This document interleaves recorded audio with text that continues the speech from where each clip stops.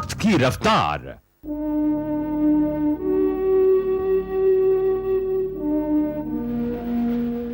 विलास, अब तक इंतजार कर रहे हो?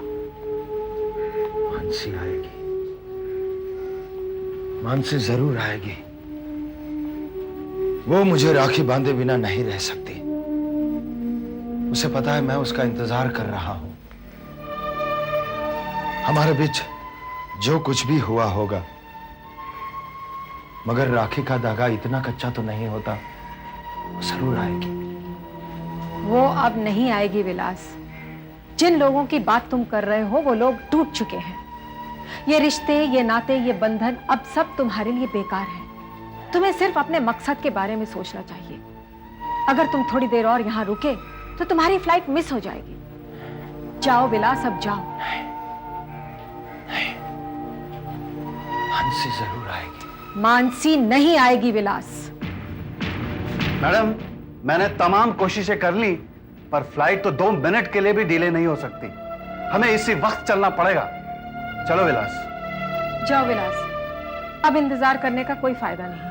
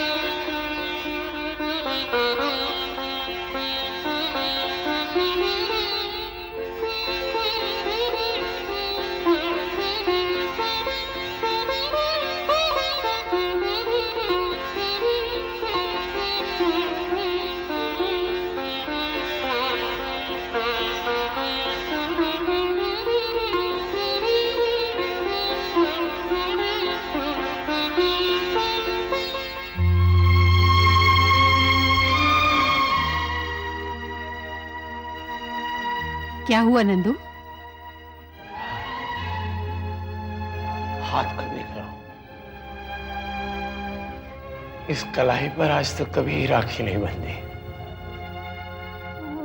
कभी भी महसूस ही नहीं किया कि कैसा लगता है। मैं दुनिया का भाई रहा, पर आज तक किसी ने आगे बढ़कर मेरी कलाई पर राखी नहीं बांधी। पहली बार कलाई को महसूस हो रहा है कुछ।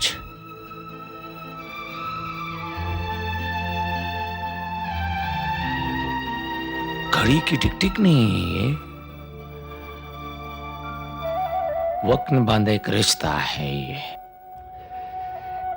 क्या है नंदू? बाप ने ठुकराया हुआ, गंदी गलियों में पला बढ़ा, उसको कौन भाई बनाता? पर तुमने, भाभी तुमने, दीदी, दीदी तुमने मुझे भाई बना दी। दीदी, ऐसा मत कहो नंदू भैया। तुम्हारे जैसे भाई को पाकर तो कोई भी बहन अपने आप को गर्वित महसूस करेगी।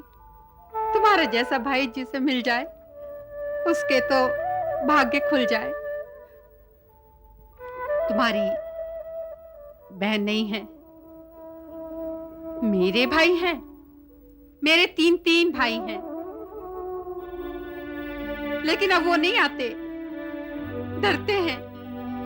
डरते हैं कि विधवा बहन और उसके बच्चों की जिम्मेदारी उठानी पड़ेगी। क्या कह रही हो दीदी? सच कह रही हूँ नंदू भैया, सच कह रही हूँ। कहाँ वो और कहाँ तुम, जिसने इस विधवा को जीने की राह दिखाई, उत्साह भरा, इंसाफ दिलाया। नंदू भैया, भाई बहन के रिश्ते जन्म से नहीं बनते, कर्म से बनते हैं। और वो तुम तो मेरे लिए वो हो जो द्रौपदी के लिए कृष्ण थे।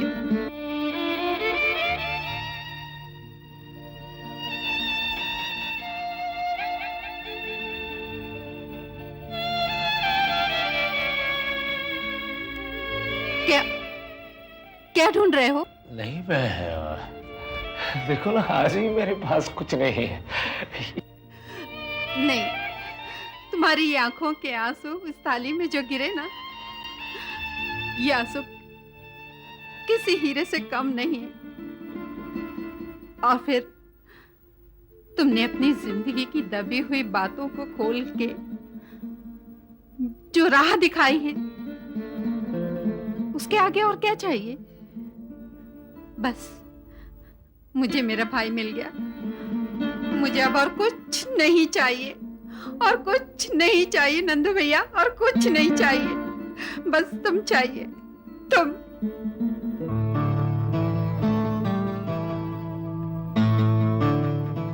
मैं बहुत खुश हूं आज। अजी साहब, आप क्या कह रहे हैं?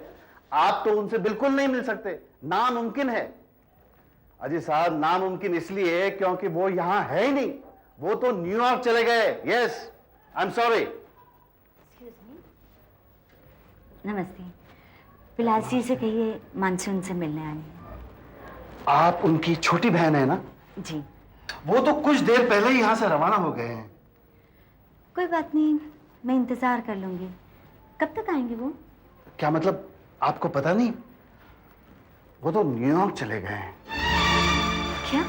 हाँ, आपसे मिलने के लिए बड़े बेकरार थे। काफी देर तक इंतजार करते रहे और फिर आखिरकार मायूस होकर वो चले गए।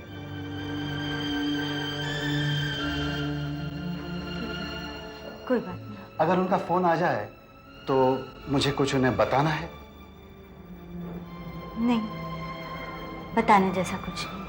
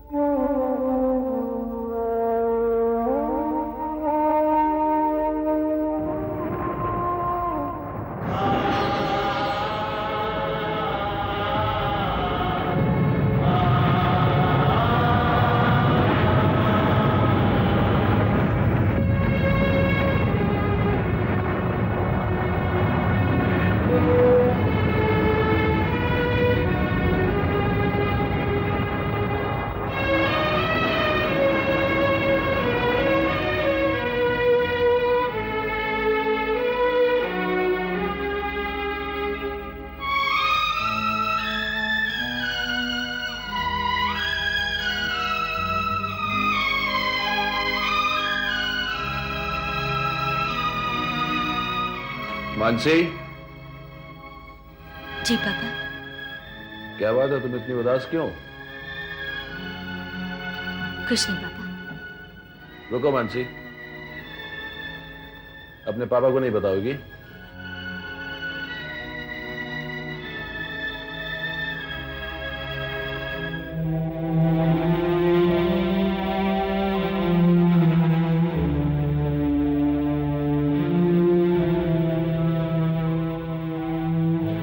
पापा, विलास भैया नहीं मिले। अरे वो तो न्यूयॉर्क गया आज सुबह। मुझे किसी ने नहीं बताया, मुझे नहीं मालूम था, नहीं तो मैं सुबह ही उनके पास चली जाती। ठीक है ना पापा, आज राखी का दिन है और मैं विलास भैया को राखी नहीं बांध पाई।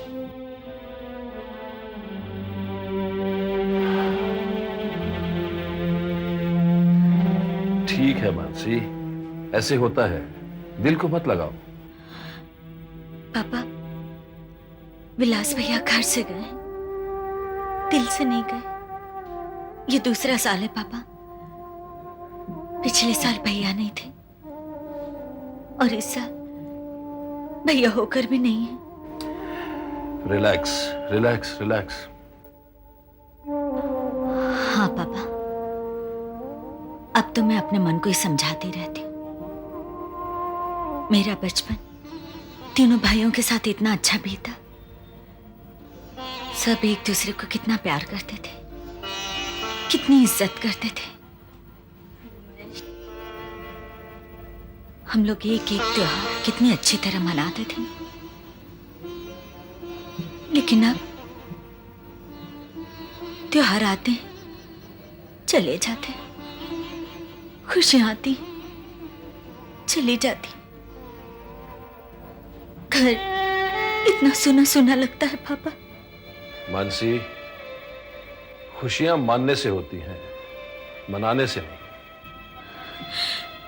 और किसी को खुशियां नहीं चाहिए पापा। सिर्फ मैं ही खुशियों के पीछे भाग रही हूँ। मैं खुशियों के पीछे भागती रहती हूँ, भागती रहती हूँ।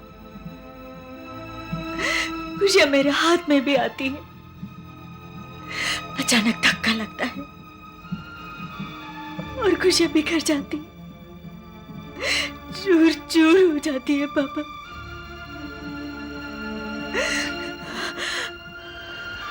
ऐसा नहीं है मानसी, ऐसे दुखी मत हो। हम सब एक साथ हैं, खुश हैं। ये वक्त भी टल जाएगा। गुजर तो जाएगा पापा, मगर दिलों को खाली कर जाएगा।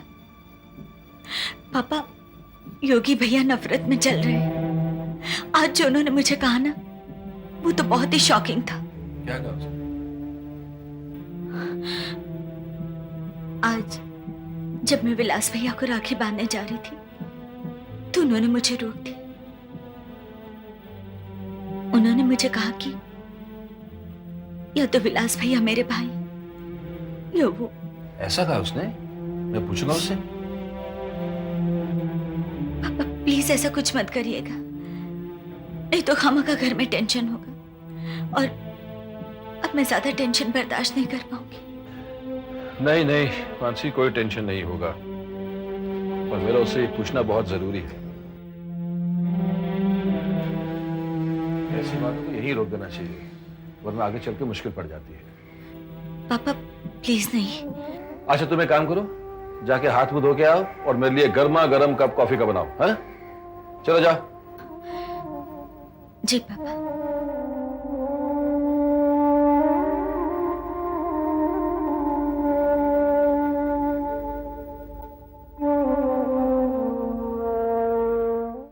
हाँ मिस्टर भंसाली, कल ही अकाउंट डिपार्टमेंट से मेरी एक अर्जेंट मीटिंग फिक्स करो। योगेश जी डैड। मुझे तुमसे कोई बात करनी है। चलिए डैड, मुझे ये जानकर अच्छा लगा, कम से कम आप मुझसे बात तो करना चाहते हैं। देखो, मुझे तुमसे बात करने में कोई दिलचस्पी नहीं। मैं तुमसे सिर्फ ये पूछना चाहता हूं कि तुमने मानसी को विलास को राखी बांधने से रोका था? जी हाँ डैड। क्यों? क्या अधिकार है तुम्हें? हाँ? डैड, अधिकार की बात करेंगे तो मैं बहुत मुश्किल में पड़ जाऊंगा। वैसे तो मेरा इस घर पर भी कोई अधिकार नहीं रहा, ना भाई होने के नाते और ना ही बेटा होने के नाते। कम से कम जो इस घर के अपने हैं वो इस घर के ही बने रहे। इसीलिए मैंने मानसी से कहा कि वो विलास भैया को राखी ना बांधे, ताकि वहां जाकर उसका अपमान ना हो। कम से कम मुझे भी तो पता चले कि कौन मेरा है और कौन विलास भैया का। तुम ये बांटने की बातें क्यों कर रहे हो? हाँ?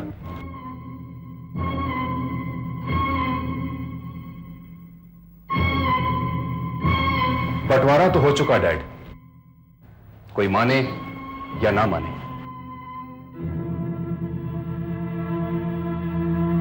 एक पल में आप, बा और मानसी विलास भैया की तरफ हो जाते हैं और दूसरे ही पल मेरी तरफ। प्रजासत्ताक को वापस हासिल करने के लिए मैं दिन रात एक कर रहा हूं, कितनी मेहनत कर रहा हूं, और उसी प्रजासत्ताक की तरक्की पर आप सब लोग खुश हो जाते हैं, मिठाइयां बांटते हैं। मैं भी इंसान हूं डैड, कोई संत या महात्मा नहीं। मैं ये दोहरी जिंदगी नहीं जी सकता। इसीलिए मैंने मानसी से कहा कि या तो वो विलास भैया की बहन बनकर रहे या मेरी। देखो, मानसी विलास की उतनी बहन है जितनी तुम्हारी है, बा भी विलास की उतनी है जितनी तुम्हारी है, और ये घर, ये खानदान, ये भी विलास का उतना ही है जितना तुम्हारा है। विलास ये घर छोड़ के गया है, अपनी बुनियाद नहीं। और आइंदा एक बात का ख्याल रहे कि तुम्हारे या विलास की वजह से मानसी को कोई तकलीफ नहीं होनी चाहिए, समझे?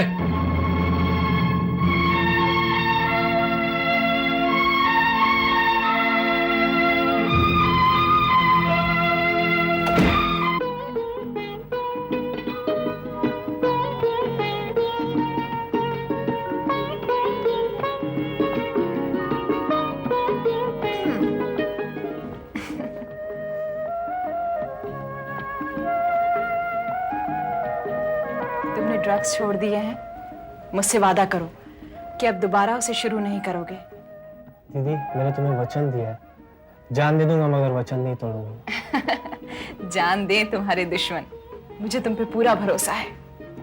थैंक यू दीदी, आपका भरोसा ही मुझे हिम्मत दिलाता है, आपका भरोसा ही मुझे रास्ता दिखाता है। मैं भगवान से कामना करूंगी कि तुम उन्नति के रास्ते पर बढ़ते जाओ। सुमन पंडित, अनीसा बेगम, सरिता बेन कश्मीर से। बाबूजी, आपको कितनी सारी राखियां आई हैं ना? देखा बेटी, मेरी कितनी बहनें हैं, और ये वो बहनें हैं जिन्हें न मैंने कभी देखा है न सुना है, फिर भी इन्होंने राखियां भेजी हैं। और तुम कहती हो कि मैं अकेला हूं? मैं बिल्कुल अकेला नहीं हूं। बाबूजी, सब लोग कितना प्रेम करते हैं ना आपसे। बेटे, यही तो मेरी कमाई है, यही तो मेरी दौलत है। देखा कितना अमीर हूं। और बेटे, ये वो दौलत है इसे मुझसे कोई नहीं छीन सकता। इसे न तो अग्नि जला सकती है, न पानी डुबो सकता है, और न हवा उड़ा सकती है। ये हमेशा मेरे साथ रहेगी। ये देख बेटी, ये अनीसा बेगम का खत है।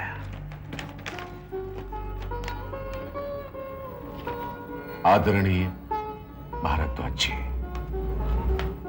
मेरा कोई भाई नहीं है।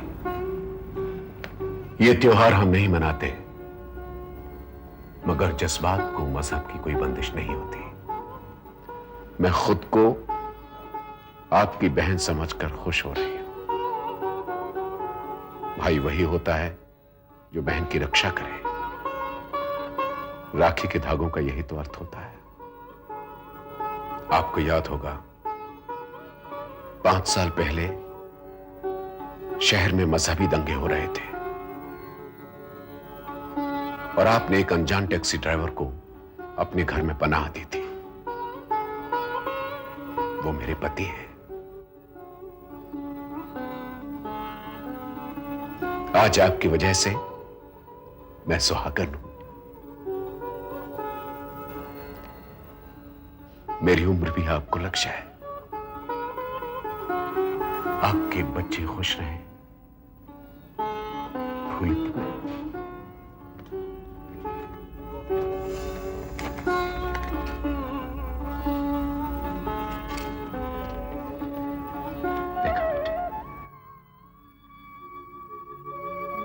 यह है मेरी असली दौलत।